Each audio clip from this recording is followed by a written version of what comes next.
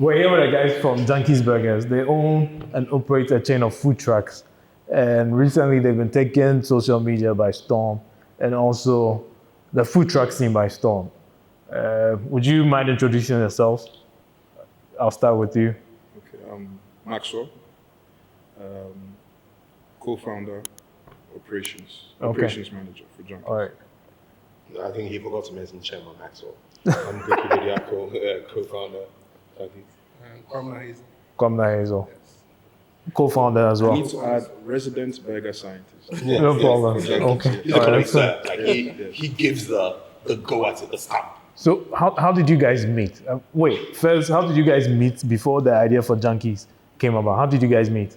Well, Maxwell and I were friends from KUST, same class, computer science. It wasn't our thing, but we were there. We finished 4 years of Kumasi, and then on the way, Kweku came in.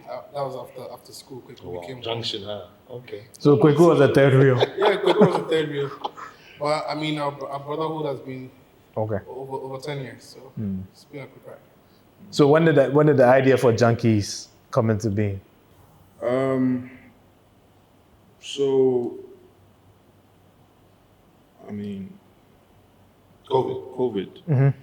What happened was, I remember Kweku and I had a conversation. During that time, it was a period of adjustment for everybody. And, a lot of businesses went through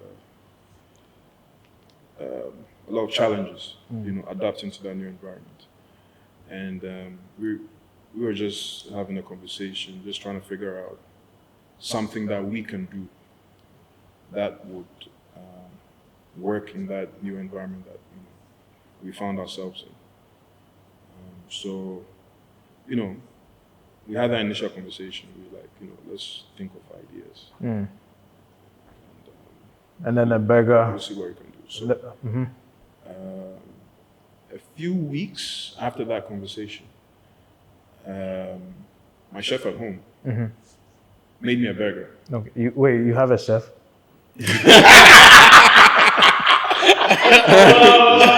I remember telling you that he's Chairman Max, right? Do you have a chef? Pardon? Do you have a chef? I think it's on Chairman Max. We are talking about Chairman Max. Do you have a chef?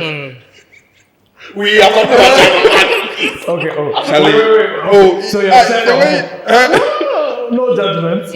Your chef at home. Oh, Charlie. Man, I need to give a shout out to my dad, man.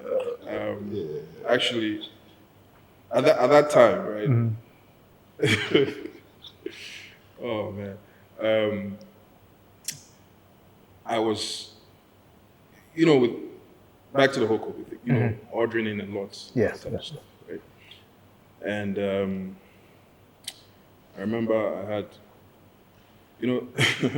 my dad is always concerned about Health. health and how I'm eating and that type of stuff. So he wasn't a fan of me eating out too much. So I remember during that time, he got me a chef from Kumasi. He sent me a chef from Kumasi. So that's how the whole chef thing came into it. Okay.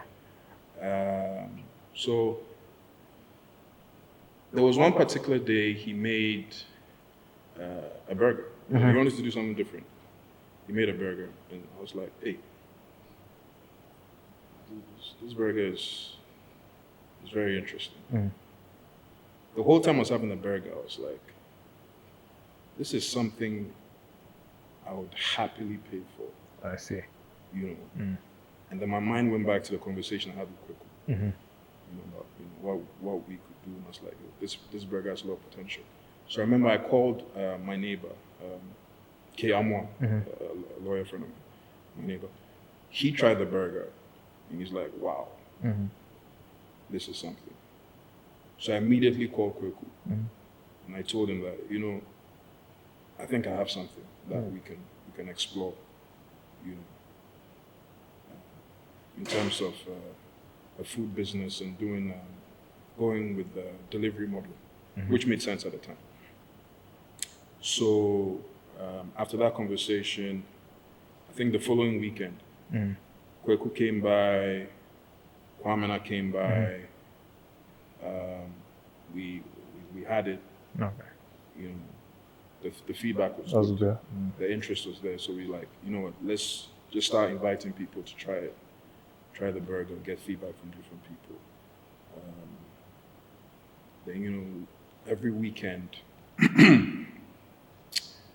we were reaching out to more people, getting feedback from more people. So we were always making tweaks to the burger from everything everyone was telling us. It started out as a food delivery service. So when did the idea for the truck come in? I think just before we go into it, it's very very interesting, and you know how sometimes there are all these limited series. Maybe we need to talk to some writers to make like a little series about us eventually. But it's a very interesting dynamic from his angle, because quite interestingly, the same time I spoke to him, I also spoke to Kwamena, right? And Kwamena and I go like a little bit way back, even before, just around, was it secondary school? Mr. What? Yeah. So then I'd known him for a while, and then you know, when I started chocolate, he was one of my like day ones, understood what, like my first business I was doing. And so then he introduced me to Maxwell, and then we became like a trio, right? Now, when I told him about it, because again, he's also very entrepreneurial, I'm like, yo, Charlie, COVID, man, the pockets are running dry. Charlie, what can we do? You know, so there were a couple of insane ideas we had thought about. So I think the whole conversation, although it just kept on graduating individually, Charlie, what can we do? X, Y, Z. But I quite recall, I think the time which the idea shifted from all those insane ideas to actually, maybe food. Not knowing what exactly it is, but maybe food.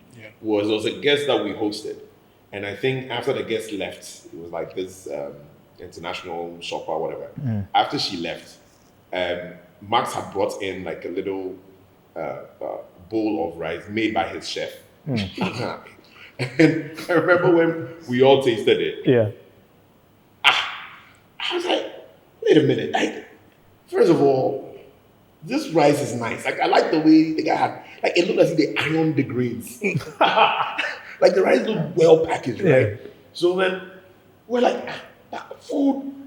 And I think as soon as food was mentioned, we all just kept quiet. I feel like all of a sudden I was like, there was this light bulb that dawned on you. And then we like just left it. So I think the whole conversation started graduating. I think we tried different types of rice. It was okay, you know. So I was about to ask, what made you settle on the burger? So that's when the burger was made. Because again, we did other. I think you can't remember when I was like jollof, and you were like, nah, like it's too technical. No, I mean, he had the jollof. It was okay, but like we wanted that TKO. Like, what meal do we think has been done that like undoubtedly, you know? And think about it. This guy is fancy. Like, this guy is a food scientist, right? We are like food for liking food. This guy is like diagnosing it, trying to figure out where the green is from and all that. That's our guy. And Maxwell, we all know that he's like, I mean, if I'm allowed to say, he's a little bit shallow when it comes to food. So when he likes his comfort zone, he sticks to it, you know.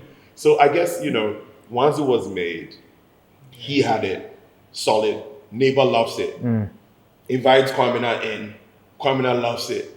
Even, I think 2 weeks into it, I think I was out of town. So when I came, I was like, burger.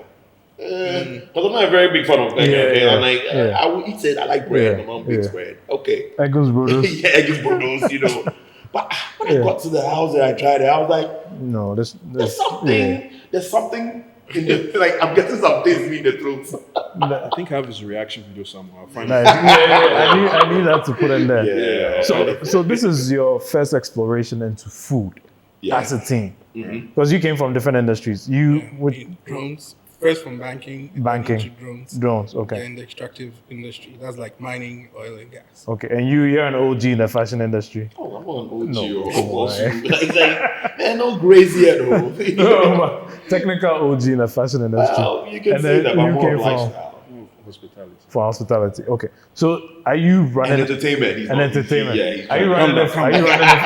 Are you running full-time Junkies? Yeah. Yeah. We are very handsome. Full-time now? very hands-on. yeah. Okay. All right. Perfect. I mean, it's one of the biggest downfall in many businesses in Ghana. Okay. When So- people start businesses and they just leave it for it to run itself. We are a little bit different. We're Different, trying to okay. change the status quo. And, So after you settled on burgers, for example, how did you come up with the menu? Oh, I think let's talk about the name first. Yeah, Before the mix. the name, Junkies. Where Yeah, that that came took from? like a month. Man, that was a lot. That was a lot. it was a tricky thing, but I mean, yeah, Kweku fought his way with the name. but also the name came from his wife.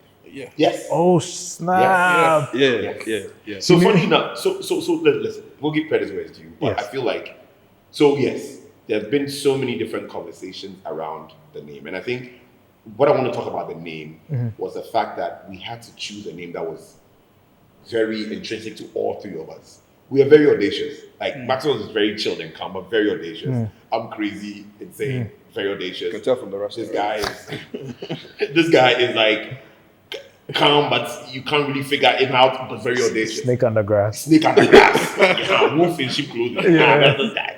So I guess picking up a name, we just didn't want a name that was just going to be generic, you know. So again, you know, different conversations we're trying to have. He was thinking of a name, Kwame was thinking of a name. I was constantly bouncing different things, and I was like, listen, what can stand for both addictive, something that's addictive, because that's what the burger did to me. As soon as I bit it, I was like, You're addicted. Charlie, yeah, I'm not a fan of burger, but like I will keep on eating this. Yeah. And then also what can also talk about what one name will capture the junk food sector. Oh, Not I see. necessarily junk, although our recipe is more healthier than Oh, others. I see. We're like, what two names I will see. I capture? see what you guys did now.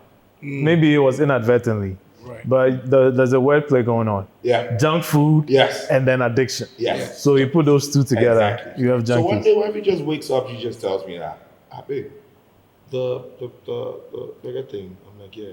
He said junkie in addition, yeah. Junkies. Like, you see, it was so, and it was so, it was very sly. Like, it wasn't even like, oh, just convinced about, no. He just put it Just out there. slid it in. So I'm sitting there, I'm like, That is it. then the call comes through, and the first thing was an objection. Not even from them initially, from our older parents. I see. From like a lot of people who were like, no. What kind of name is it this? means drugs. It means this. You know what I found out interviewing entrepreneurs on the show? When people are saying no, that's when you need to say yes Yes. to yourself. There's always that push and pull. Anytime they start by no, there's the, and that's when you know you're onto something right. And the no starts from us first. Yes. I mean, one clear thing that has been very, the line that has been drawn, or the correlation, if I might say, is very, you're dealing with, although three very close people, but three very different people, Yes. different mindsets.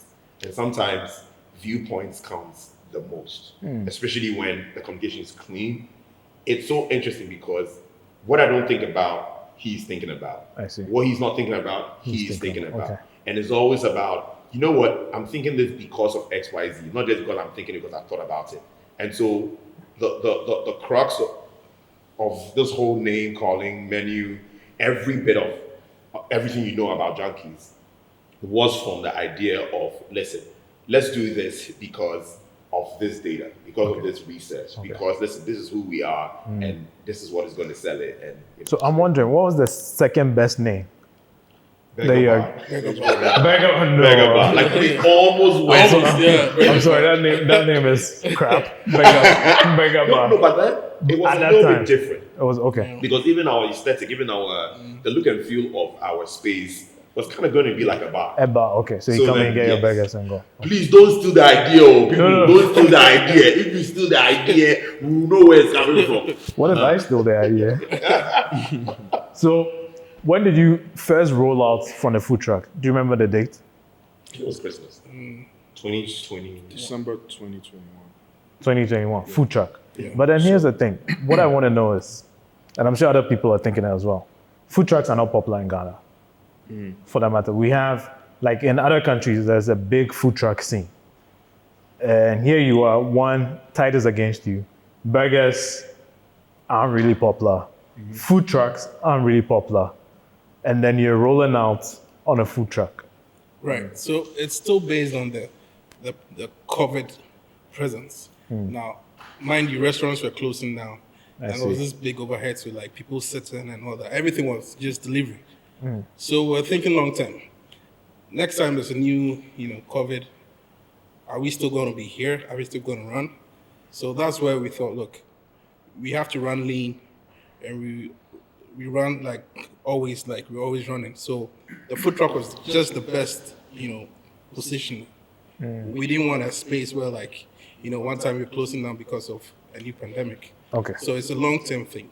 Okay. Run with the food truck. So that the cost with a food truck was more flexible as opposed to a physical space. More mobility. More mobility. We started identifying more and more markets that have never really been exploited. Weddings, events in general. We realized that, okay, if we, instead of probably putting this whole big structure that a brick and mortar. Let's say you're having a wedding or you're having an engagement and you need us to come. We can't move our brick and mortar, right? So we have to make another structure. Now we make that structure sometimes so cumbersome because we want to have everything in that structure. Now you have to put that structure on some vehicle. Now the driver will delay you. You get to the place late. It was just tied in with, okay, what is long term that we can start now? How then do we cut off the whole bureaucratic bits? How can we be mobile? How can we be different? Right? How can we offer the market something that was not really there? And how can we get people to talk about what we do? When we first started, we still had a brick and mortar. We realized that if you compare both, it's easier running a food truck. Okay. Yes, it makes more sense to do that. How did people feel about the food truck? Did you have any comments? Like you rightfully said, it's not a common thing, right? But Kweku was really excited about taking on that challenge. All right. And we fed off that excitement, right? So we're like, okay. So he's the more adventurous one. You can come from the rest. I mean, look at that. Optics wise, when I look at there are people who are sitting, who are more beginner to say snake underground. You won't really see it. You see how they've done it. Yes. Like I'm afraid of water. This guy is. Yeah, Kweku brought the idea up, making the thing happen. Kweku give us the idea he'd be excited about, and then we'll feed off it, and then we'll run with it. We will run with it. So I think. Okay, sorry. No. Okay. So what I was going to say is, when we decided internally to explore the food truck model, I have to mention this. We had reached out to Senna, who's the co-founder of Yabos. Yabos, they were also running a food truck. Yes. Yeah. So I reached out to him. A mutual friend connected us, and he invited us to his home. Sat us down, and then gave us shared all his experiences he had with this food truck. I mean, he had to suspend it at some point, and going into deliveries. At that time, we spoke, but he gave us some very, very good insights. Okay. That informed the decisions that we took. That aside, Kweku also connected with Abdul, founder of Afrochella. Now Afrofuture. Afrofuture, yes, Afrofuture. And his partner, Kennedy Ejapon, Jr. And, they had a food truck that they had used for Afrochella previously, the Afro food truck, but they were no longer using it. It was parked, just sitting idle. So Kweku was, had a great conversation with, Abdul, and then, he was open to leasing it with us for us to start. Okay. Yeah, start. So here's the thing. I mean, I've had your burgers a bunch of times, and I love it. Was there any specific marketing strategy that you guys used, or you just fine? If I'm starting a food truck business, an overthinker like me, I'll be thinking of marketing budget, strategy, how to get people there. How did you get people trooping in? What was the strategy that you guys used? So okay, so maybe I'll take this initiative. And just before we do that, I want us to touch base with just one aspect of the food trucks. Like anytime you travel outside, let's say you go and you see a food truck, you're directly the first idea that pops in your head is that street food. Yes. Ours wasn't really, right? And so for us, it was a very interesting dynamic that has never really been explored again, which is pretty much a mix between gourmet and street. And so that in itself tells you that even the product is different. Yes.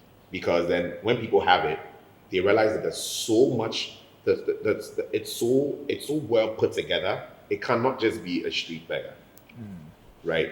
It feels like it's gourmet, but like it's executed or it's kind of like the optics looks more like it's street. So I think that one intrigued a lot of people. Okay. Secondly, I think we all have a great strengths when it comes to operations. Hands down, Max. Max is like to the T, like he's very detailed. to the dots. Like the few many times we send out burgers, which we pay for. Yeah. Eventually. No, we actually do pay for it. You have no I need my idea. money. Put it back into the Fights.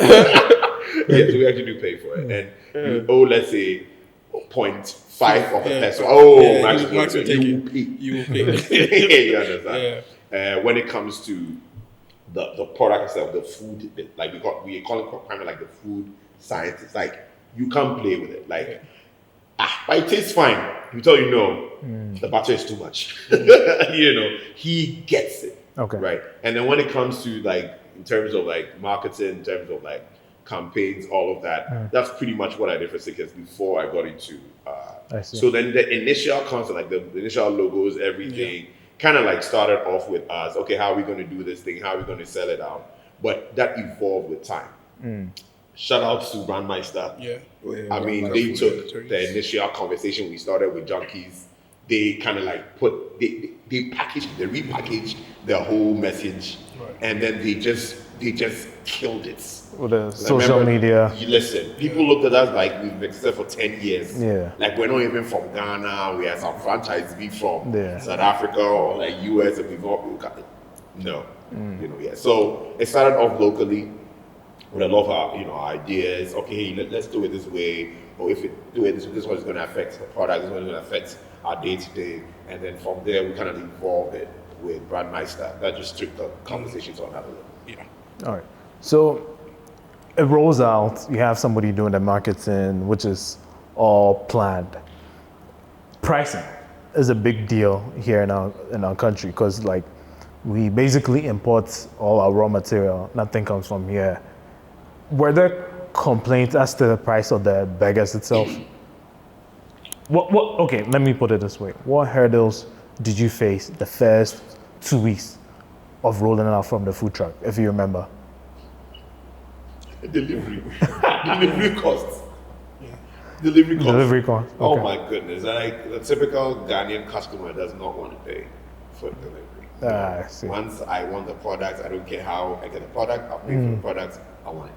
Okay. And so even if you're charging 10 cedi, they felt like, I'm buying burgers for 35, I'm paying 10 cedi wide, But yeah, it was one of that's my biggest concern. So what was first 2 weeks? What problems did you also face? Well, I was more of the infrastructure of the truck, things that would make the kitchen work. Okay. So sometimes, gas is not flowing well, or maybe there's a problem with the burners, or those are my headaches. Okay. Each of us had talking about the truck, or we're talking about the initial stage? No, initial, both, but he's talking about the truck now. So you should start even when you first started, because that's where the first started. So it wasn't just about the gas, wasn't just in the truck. No, he was saying in the truck. In the truck, yeah. Okay, so you're talking about the truck part. He asked about the truck, right? Because he said the first 2 weeks, so in the truck. Yeah. I mean, this show isn't scripted, so whatever be the case, whatever, yeah. So you're saying from Maxwell's place? From Maxwell's place. No, I want to know about the truck. The truck. Yeah. The truck, okay. Yeah, so it's more of infrastructure in the truck, making sure the chefs were getting everything they needed. Gas was short. Something is not working well in the truck.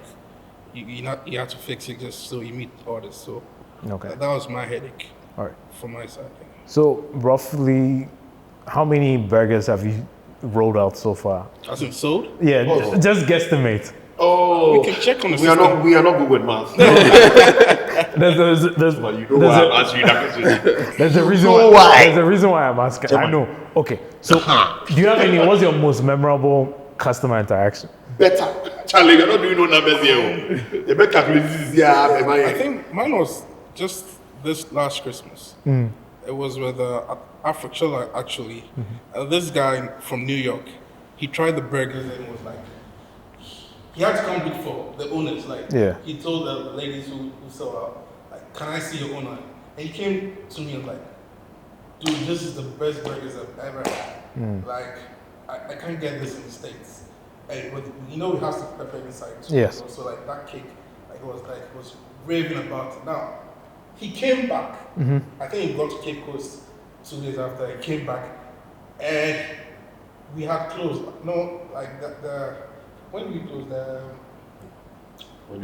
Monday was. He came back on Monday, and we're off. And his flight was, I think, on The next the day. next day. He waited. I think he moved the flight just so he can have junkies again before he left. And he came with his wife and his kids and That whole yeah. Wow. It was like, bro, I had to build it before I knew. Wow. That was like your. That's when I knew where You were on the right path. Yes. Because everybody needs that validation from time to time. Charlie, listen, I don't know. Listen, I don't know.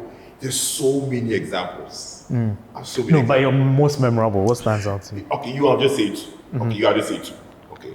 One was just last 4 days ago, when our lead chef, partner chef, we're in like a little session trying to understand experience from our customer experience folks, all of that.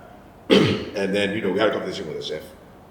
And the chef, this is our senior chef, and what he told us was... Is the senior chef or boys chef? Okay. Still a guy. That's what chef is still a chef. So he was like, so when we first started, he thought we were not going to last more than 8 months.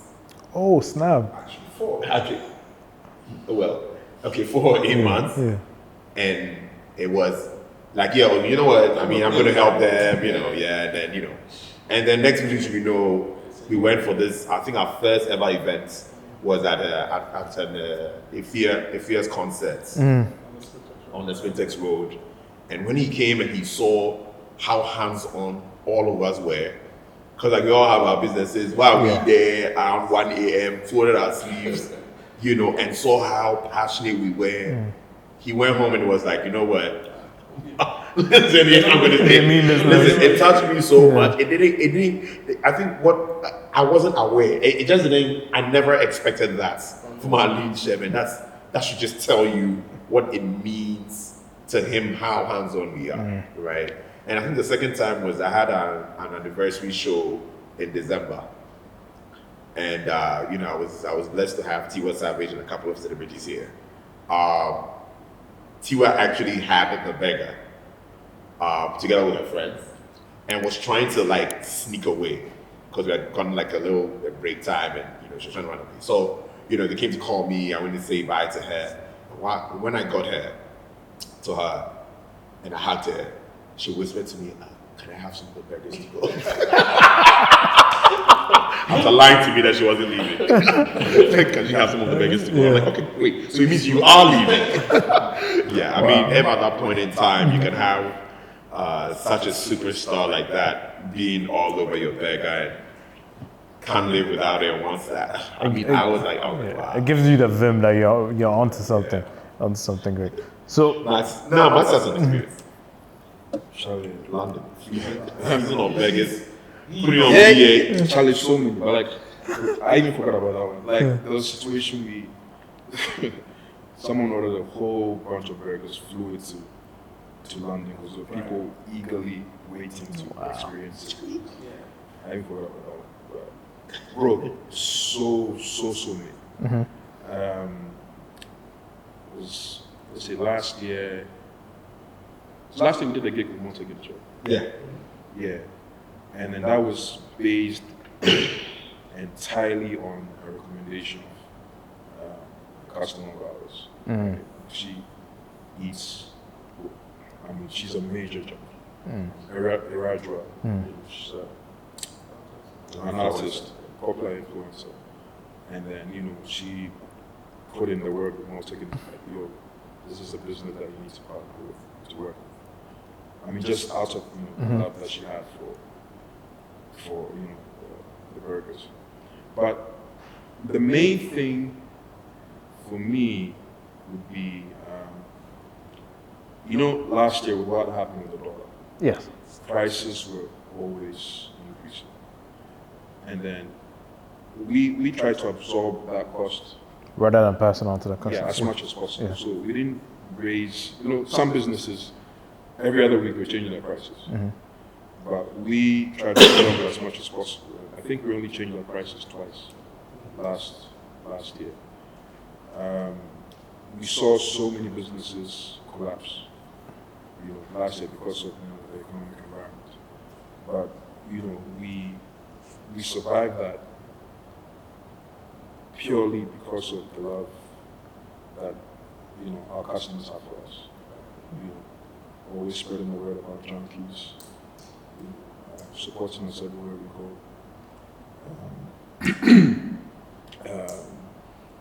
Many businesses were not lucky to have that. And if the product wasn't good, people will not give you that. That's true. People will give you. Especially at that time, when people are very, very particular about the money they spend. But they kept coming back. So that just tells all of us that we're on the right track. Yeah. We push to do more and serve more people. All right. So, what lessons have you picked up along the journey? This will start from you. Well, it helped me understand, my two partners very well. How Kweku thinks in terms of business, how Maxwell thinks. I really, really got to appreciate them more. Kweku's, hindsight, looking to the future. He's big on that. Like, look, strategy-wise, where we're going. And with Maxwell, I'm hanging on to every word. This is my MBA. So I'm picking every point. So think far into the future. Okay, perfect. All right, cool. And then and Maxwell's just with the operations. We're going to miss a lot of things. And Maxwell is always like, he sees everything, and that's what you have to appreciate everybody's strengths and also with weaknesses. I mean, there's been a lot of fights. I mean, you can never take that away with partnerships and businesses.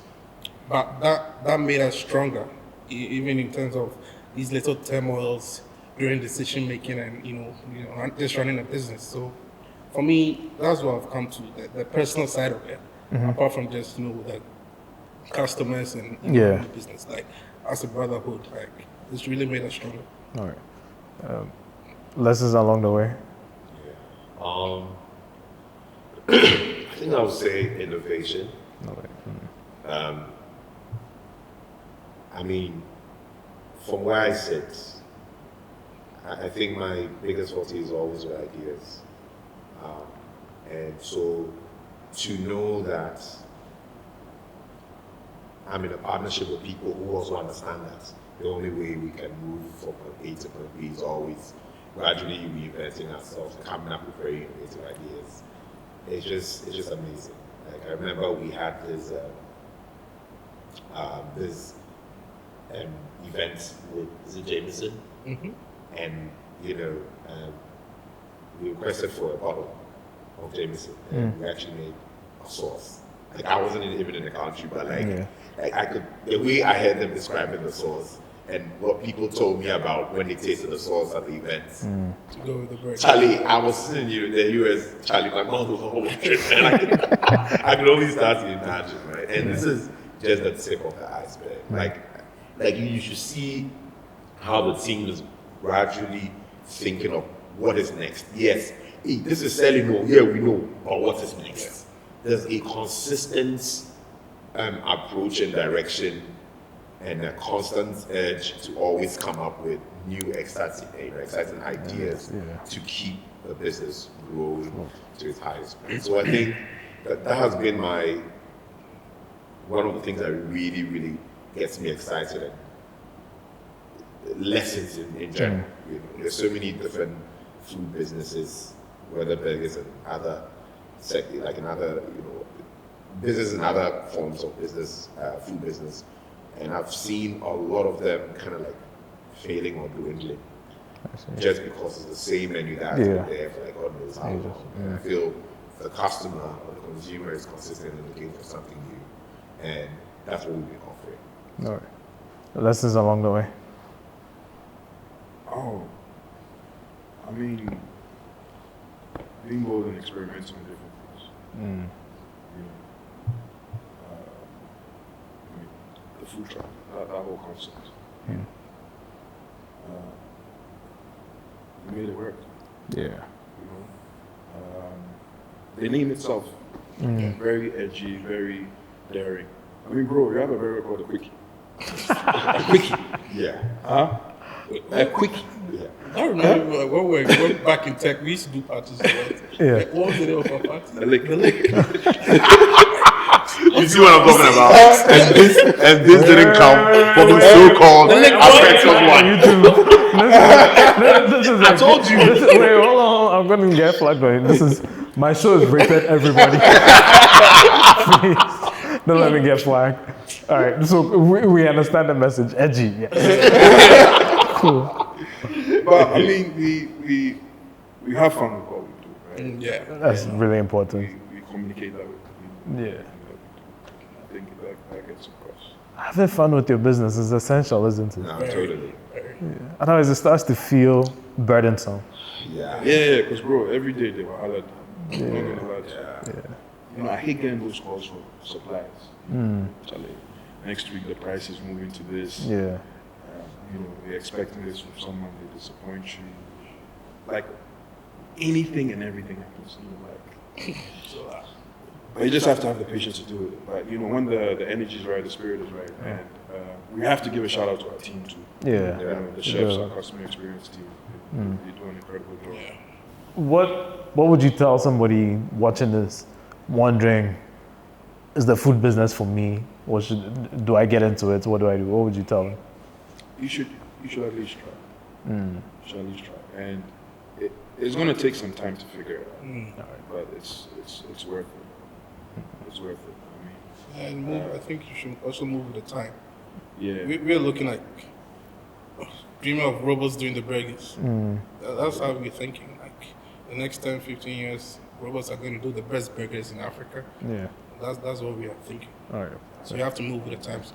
Okay. So we started looking into it, like just talking to companies in the States about, robotics. That's how far we want to go with Junkies, what we do. So, yeah.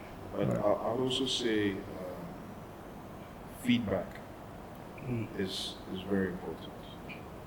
You know, like we're always hungry for people's feedback. I see. We want to know everything, the good, the bad, and then we always we take that information to improve everything. I see. A lot of restaurants, they really don't care. They really don't care about the experience that they give. I think it's important to always seek that information from the customers and work with that information. Okay. Let me just start this. It's very, very interesting. I feel like for anyone who's home, listen, the business won't work by itself. And no matter how wealthy you are, you want to throw somebody to support some small boy or girl who wants to start this, learn to be hands-on.